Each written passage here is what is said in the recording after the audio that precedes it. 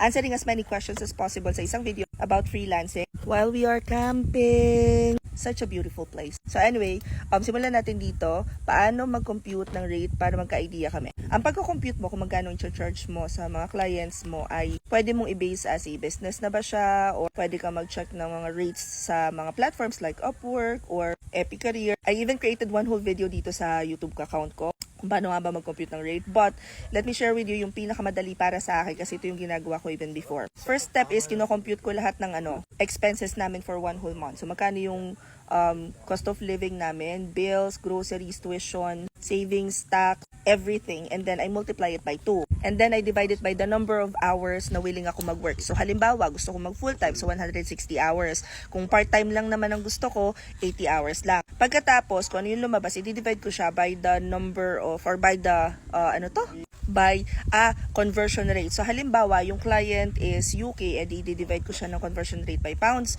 Or kung US client naman, i-divide ko siya ng conversion rate ng US dollar. Pagkatapos kung ano yung lumabas doon, ibig sabihin yun yung sisingilin ko. So, yung mga naggustong mag 6 digits kagad, so una sa lahat, kailangan alamin nyo muna kung yung skills ba ninyo ay pang 6 digits. At pagkatapos, it's as easy as finding someone who's willing to pay you $11.50 based on the current conversion rate. Trying my best CV format for beginners, please. Pagdating kayo sa resume, make it simple, make it concise. Make sure na hina-highlight ninyo yung skills ninyo at saka kung may previous work experience kayo. You can actually use yung mga templates sa Canva at marami dong for free. Just make sure na hindi ganun ka colorful, ganyan. Pero kung ang ina-applyan nyo naman ay nasa creative side, obviously you wanna showcase yung pagiging creative nyo. Again, punta kayo sa YouTube kung makikita nyo naman doon yung guide kung paano gumawa ng resume. How, hindi na po ako sasagot ng question na how gawa na. Sa dami ng video ko dito sa TikTok, malamang masasagot na yung mga questions nyo dyan. Ano po ba mga legit na VA? Ang hirap po kasi maghanap ngayon kasi meron nga scam. Una sa lahat, ang nabibiktima lang ng scam ay either yung naghahanap ng easy money or yung hindi nagre-research or may kakulangan pa talaga sa kaalaman. Ang legit na VA work, kayo ay acting as, kagaya nga nung sabi doon sa news, para kayong secretary, meron kayong mga client na nasa US. Maraming red flag kagad para malaman yung na scam kasi una, kapag masyadong madali yung work na sasabihin, babayaran kayo ng malaking malaki. Pangalawa, kapag siningalan kayo ng pera, kailangan nyo magbayad para sumahod for whatever reason they would say system or whatnot, no. Kung wala talaga kayong alam sa freelancing or sa VA world, I highly recommend na mag-research muna kayo. Pagpunta kayo sa link sa bio, kung makikita nyo doon may mga free resources doon, i-check nyo muna yon kasi baka pwede na kayo maging VA kung mataliktik talaga yung utak ninyo sa pag-research. Wala pong age limit ang pagiging freelancer. Sabi dito ni Liz, I'm glad na nagkaroon ng ganitong opportunities for us na nai-stress na sa traffic system sa Metro Manila. Yes. Ang laki talaga na naiitulong sa economy ng mga freelancers kasi hindi lang kami nakakatulong sa pagpasok ng pera dito sa Pilipinas, sa taxes namin, kung hindi pati na din dun sa nakakalesen kami sa traffic. Dapat nga wala ng opisina, dapat nasa bahay na lang. Wala naman po talaga kaming opisina, pero I think what he meant was, dapat halos karamihan ng work ngayon is wala nang nag-oopisina, which is hindi pa rin naman okay kasi marami pa rin talagang businesses na nangangailangan ng face-to-face interaction. Sabi ni Zayden, yung work din daw ng kuya, yung asawa, mahirap lang pero puyat. Natutugunan naman yung needs or wants nila, yes. Kapag natutunan mo na to, mahirap talaga sa simula. Pag magsisimula ka pa lang yung first na paghahanap ng client, sobrang hirap noon. But once you get the hang of it, madali na siya. Mentor please, yes, may mentorship program po kami. Check nyo na lang yung link sa bio. Ano pa nga ba?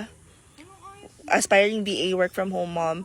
Check nyo na lang yung bang videos ko, guys. Ang daming kong chinika dyan na kung paano maging freelancer. Sa call center, nasa 20k ang sahod. Sa VA, naabot ng 100k. Actually, meron naman ako mga friends na 60, 80 na yung sahod nila sa call center and mas masaya sila doon.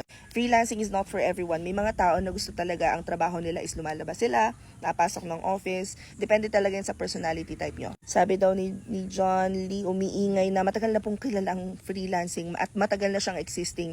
Hindi lang ganun karami yung nakakaalam na may legit talagang kagaya ng work namin kasi ginagamit nga siya sa scam. Sabi kaya malaki na itulong din ng Amerika sa Tindal. Hindi ako mahilig sa politics na topic pero hindi lang naman sa US nakakahanap ng clients. Globally po ito. So pwede kayo makahanap ng clients sa UAE, pwede kayo makahanap ng clients sa UK, Australia, Canada. Anxiety, frustrations, lots of rejection. Hindi pwede mga weeks work from home setup. Yes. Para siyang tatayo ka ng sariling business. Kailangan talaga malakas ang loob mo, kailangan buong-buo yung loob mo at pagkapagod ka, nababalik ka sa biggest why. Because yung rejection, breakfast lang natin yan.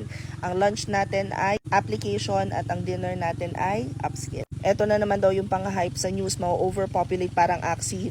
Napakalaki po ng diferensya ng virtual assistants at freelancing sa Axie. Ang Axie ay crypto. Alam naman natin, obviously, pag mag-invest tayo sa mga ganyan, yan talaga ay high risk. Ang freelancing po ay business.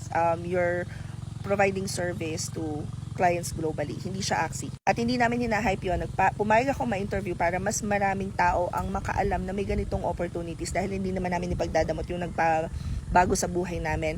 But again, if you will watch my videos, I'm very transparent when it comes to saying na hindi para sa lahat ito. Ito kailangan ay sa may utak, kailangan ay masipag, at higit sa lahat, kailangan marunong mag-research. Sabi ni Antoinette dito, binalita nyo na naman wala na namang mapapasukan yung mga mag-VBA. Ang mga dapat na matakot lang na hindi sila makakapasok sa virtual assistance ay yung very generic ang ino-offer na service. So kailangan, bukod sa ikaw ay confident sa iyong sarili, may tiwala ka sa sarili mo, alam mo kung ano yung service na ino-offer mo, at tuloy-tuloy ka ng pag-aaral para hanggang sa makahanap ka ng client na magtitiwala sa iyo. I hope this provides a little more clarification para doon sa mga bago pa lang dito sa feed ko. By the way, my name is Mary and everyday napopost ako ng bagong video sa pwede yung sundan na some sort of roadmap kung gusto nyo na maging freelancer, virtual assistant, o gusto nyo na mag-work from home gamit ang computer at internet. Yes, meron na pong natatalsikan doon ng langis. Opo. Comment any questions you guys have about working from home. Follow for more work from home chismis. Bye!